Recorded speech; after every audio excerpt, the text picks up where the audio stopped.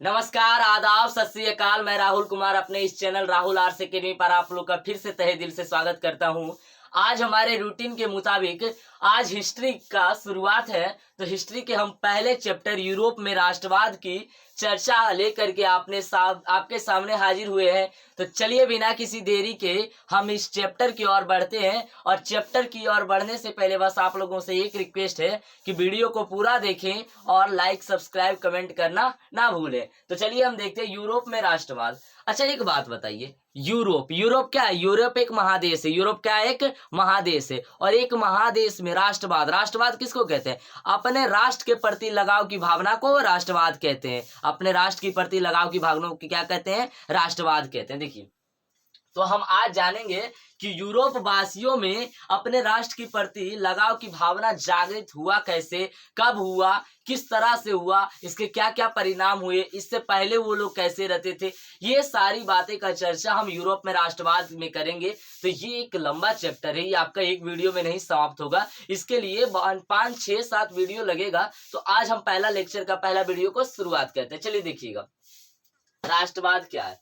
तो सीधी सीधी बात सोचिए। देखिए, हम एक तरीका से आपको बता रहे हैं। जब कोई व्यक्ति अपना फायदा छोड़ करके अपने देश के बारे में या अपने राष्ट्र या अपने राज्य के बारे में सोचने लगे, तब उस व्यक्ति को हम राष्ट्रवादी व्यक्ति कहते हैं। कैसा व्यक्ति कहते हैं? राष्ट्रवादी व्यक्ति। और उसके अंदर पनप रही भावना को राष्ट्रवाद की भावना कहते हैं। यानी कि जब कोई व्यक्ति बिना अपना फायदा देखे अपने राष्ट्र के बारे में सोचता है, तब उस व्यक्ति को हम राष्ट्रवादी व्यक्ति कहते हैं। और उसके अंदर पनप रहे भावना को हम राष्ट्रवाद की भावना कहते हैं। जैसे जब कोई व्यक्ति बिना अपना फायदा घटा देखे दूसरे से जब जलने लगे, तो उस व्यक्ति को जलनशील व्यक्ति कहते हैं। और उसके अंदर की भावना को जलन की भावना कहते हैं। सेम यही कंडीशन है आपका यूरोप में राष्ट्रवाद के। राष्ट्रवाद किसे कहते हैं? तो देखिए, राष्ट्रवाद क्या है ये तो आप जान गए कि अपने राष्ट्र की प्रति लगाव की भावना को ही हम राष्ट्रवाद कहते हैं। राष्ट्रवाद के उदय के क्या कारण है?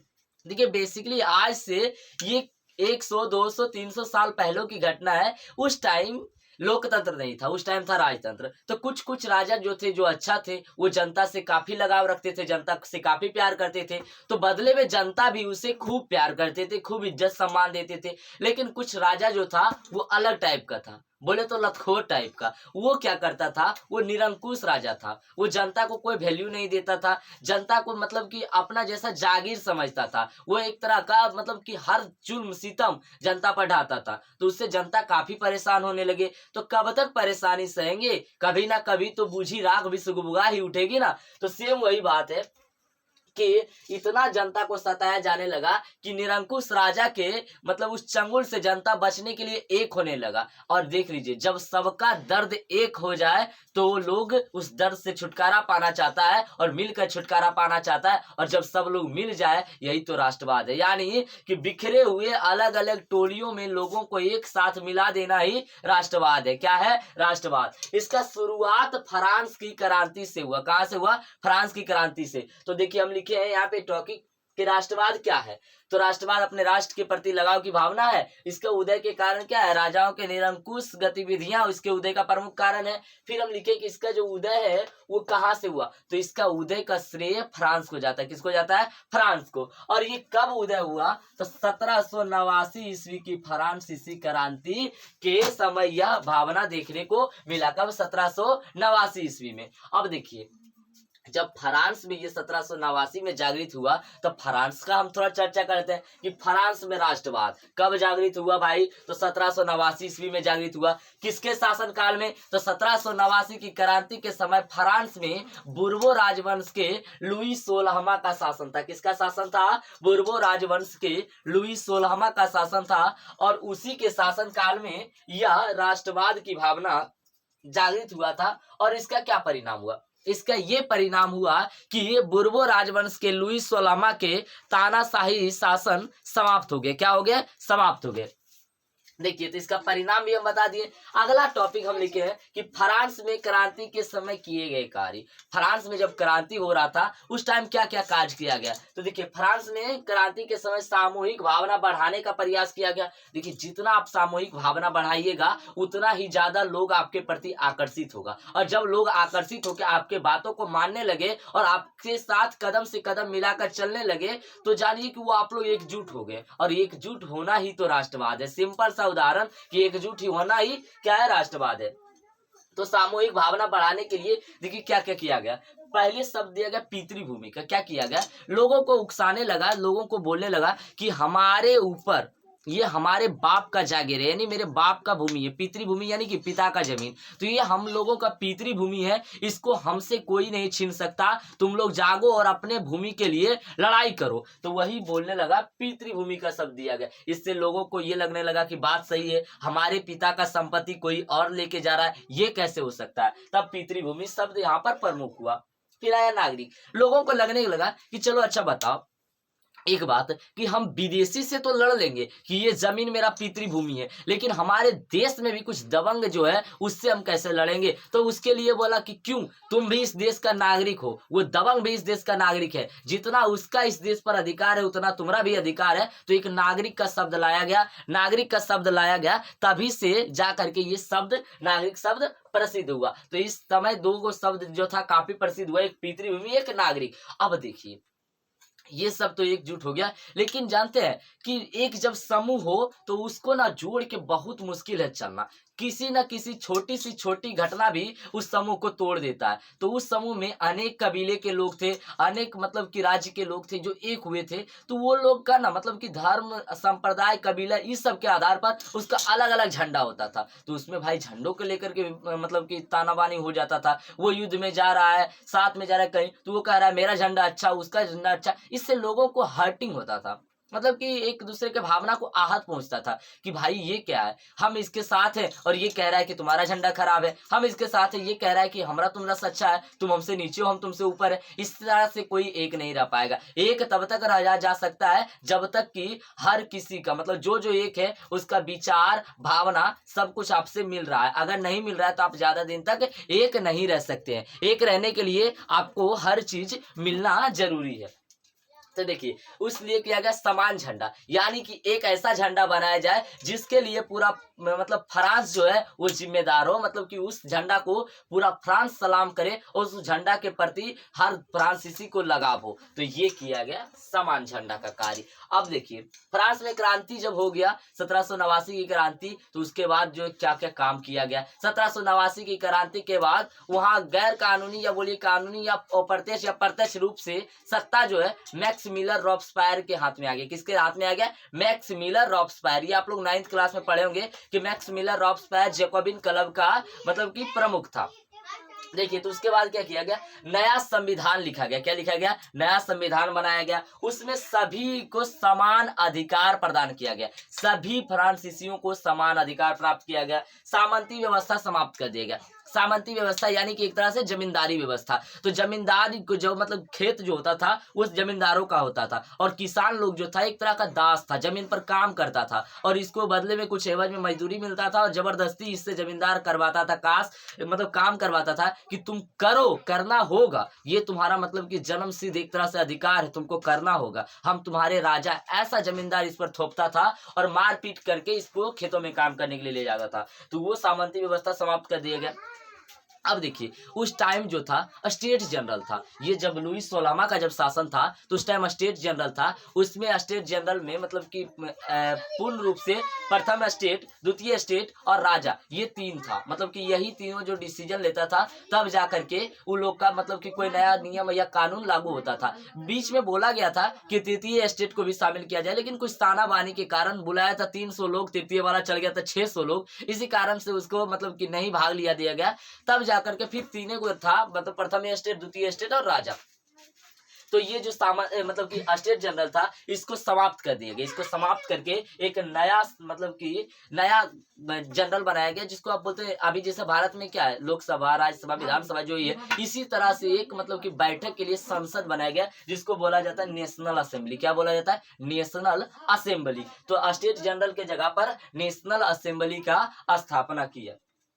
अगला काम किया कि आंतरिक आयात निर्यात शुल्क समाप्त कर दिया। जैसे मान लीजिए कि हम यहाँ पर कुछ भी करें, जैसे मान लीजिए मार्कर है, हम यहाँ पर मार्कर का मतलब कि बिक्री करते हैं, यानी कि मार्कर का व्यापारी है, तो इस एरिया में मार्कर बेचने वाला बहुत है, इसका दाम 5 रुपया है, ज्यादा दाम ही नहीं बिकता है। लेकिन हमारे एरिया से, हमारे ही भारत देश में यहाँ से 5 किलोमीटर दूर जाने पर यही मार्कर का कीमत हो जाता है 15 रुपये। कितना रुपया? 15 रुपया। हम वहां जाके बेच सकते हैं, बखूबी बेच सकते हैं। लेकिन क्या हो कि जब हम जाए तो ये गांव से वो गांव जाए, वो कहे कि 10 रुपया टैक्स लगेगा, तुम दूसरा गांव से आया, भारत में ही है, बस दूसरा गांव से आए हैं, 10 रुपया टैक्स लगेगा। देखिए 5 रुपया यहाँ भी दाम, वहां गए 10 रुपया, 15 रुपया, 15 में हम बेचवे करेंगे, हमको फायदा क्या हुआ? तो ये सब जो काम था ये खत्म कर दिया गया, यानी आंतरिक आयात निर्यात कर जो था, मतलब जो टैक्स लगता था, उसको समाप्त कर दिया गया। अगला देखिए काम क्या किया। अगला काम किया कि नाप तौल की नई पद्धति लागू कर दी गई। नाप तौल यानी कि एक जो बटखरा होता है जिससे नापते तौलते हैं, वो सब एक तय कर दिया गया कि सभी के लिए यही नाप तौल की पद्धति रहेगा। अगला किया एक समान कर, सभी के लिए, गरीब हो, अमीर हो, आप पिछड़े वर्ग के हो या निचले वर्ग के हो, सभी के लिए बराबर एक समान कर लागू कर दिया गया। अगला काम किया कि फ्रेंच जो था, फ्रांस का राष्ट्रीय भाषा फ्रेंच को घोषित कर दिया गया। किसको घोषित कर दिया गया? फ्रेंच को। तो पूछेगा फ्रांस का राष्ट्रीय भाषा किसे घोषित कर दिया गया? फ्रेंच को फ्रांस का राष्ट्रीय भाषा घोषित कर दिया गया। और देखिए फ्रांस की जो क्रांति हुई 1789 की क्रांति, उस टाइम जो सेना लड़ने के लिए जाता था वो स्वयंसेवी सैनिक होता था। कैसा सैनिक होता था? स्वयंसेवी सैनिक। स्वयंसेवी सैनिक जो था उसको वेतन नहीं मिलता था, उसको वेतन नहीं मिलता था, वेतन, एक सेकेंड, वेतन नहीं मिलता था, वो खुद जाकर के देश की सेवा करता था। तो सैनिक का मनोबल बढ़ाए रखने के लिए एक गाना गाया जाता था जो था मार्सिले। क्या था? मार्सिले। धीरे धीरे धीरे करके उस मार्सिले को ही फ्रांस का राष्ट्रगान घोषित कर दिया गया। फ्रांस का राष्ट्रगान किसे घोषित कर दिया गया? मार्सिले को। किसे? मार्सिले को। फिर देखिए 1793 ईस्वी आया। 1793 ईस्वी में लुई सोलामा जो बुर्बो राजवंश का शासक था, उससे पकड़ के सार्वजनिक रूप से लोगों के सामने गिलोटिन पर चढ़ाकर मार दिया गया। 1793 में लुई सोलामा को मृत्यु दंड दे दिया गया गिलोटिन पर चढ़ा। गिलोटिन क्या होता था? देखिए एक इधर, एक सेकेंड, एक इधर खंभा होता था, एक इधर खंभा होता था, नीचे ये जमीन था, इस पे आदमी को लेटा दिया जाता था और ऊपर ऐसे करके एक धारदार तलवार बना रहता था, और जिसके बाद यहाँ से इस तलवार को गिराता था। आदमी का धड़ इधर डांस कर रहा है और सिर इधर डांस कर रहा है, ऐसा था गिलोटिन। मतलब कि सिर को धड़ से अलग करने वाली मशीन को ही गिलोटिन कहते थे। देखिए तो लुई सोलामा को 1793 ईस्वी में मार दिया गया गिलोटिन पे चढ़ा के। फिर क्या हुआ? इसी टाइम इसकी पत्नी मैरी एंटोनियोट जो थी ऑस्ट्रिया की राजकुमारी, जिससे लुई सोलामा शादी किया था, उसको भी मार दिया गया। फिर नेपोलियन बोनापार्ट आया। नेपोलियन का यूं तो चर्चा करने बैठे तो उसके लिए पूरा किताब भर जाएगा, लेकिन हम शॉर्ट में निकालते हैं कि नेपोलियन बोनापार्ट जो था वो 16 वर्ष की उम्र में ही फ्रांस के लिए स्वयंसेवी सैनिक बना। धीरे धीरे धीरे 20 से 21 वर्ष की उम्र में वो फ्रांस का कमांडर बन गया था। तो उन्होंने जब देश वापसी किया तो उन्होंने देखा कि हम इधर उधर मतलब कि दुनिया जीत करके आ रहे हैं, मतलब कि हर जगह युद्ध किए, जीत के आ रहे हैं सेना में, अब हमारे देश का स्थिति जर्जर है।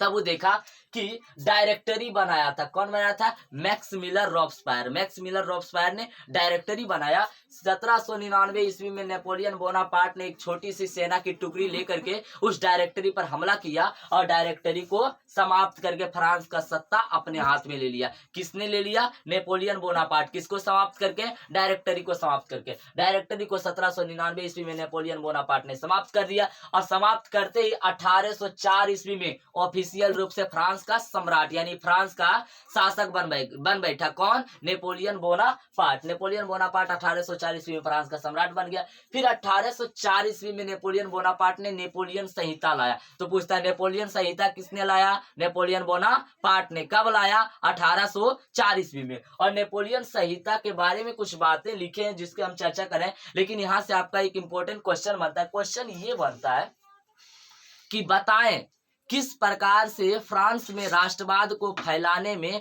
नेपोलियन बोनापार्ट का योगदान रहा। यह आपसे पूछता है कि यूरोप में राष्ट्रवाद को फैलाने में किस तरह से नेपोलियन बोनापार्ट का योगदान रहा। तो देखिए उसका योगदान क्या रहा। नेपोलियन संहिता लाया, उसमें कुछ कुछ वो नियम लिखा, बोला विशेषाधिकार समाप्त करके जो लोगों के बीच आर्थिक असमानता था वो दूर करके सबको आर्थिक समानता दिया जाए। क्या दिया जाए? आर्थिक समानता, और विशेषाधिकार को समाप्त कर दिया जाए। अगला बोला कि कानून के समक्ष सब बराबर, चाहे आप गरीब है, अमीर है, ऊंचे जाति है, नीचे जाति है, प्रथम स्टेट, द्वितीय स्टेट, तृतीय स्टेट, कोनो स्टेट के रहे, हमको कोई मतलब नहीं। कानून के समझ सब क्या है? समान है। जो सजा मौत का उसे मिलेगा वही सजा आपको मिलेगा, आप कोई भी हो, हमको लेना देना नहीं है। इन्होंने साफ साफ नेपोलियन संहिता में लिख दिया। अगला इन्होंने किया यातायात और संचार व्यवस्था की सुविधा किया, बहुत अच्छा यातायात और संचार व्यवस्था की लागू किया। फिर इन्होंने किया समान शुल्क एवं समान मुद्रा लागू किया। नेपोलियन संहिता के अनुसार नेपोलियन बोनापार्ट ने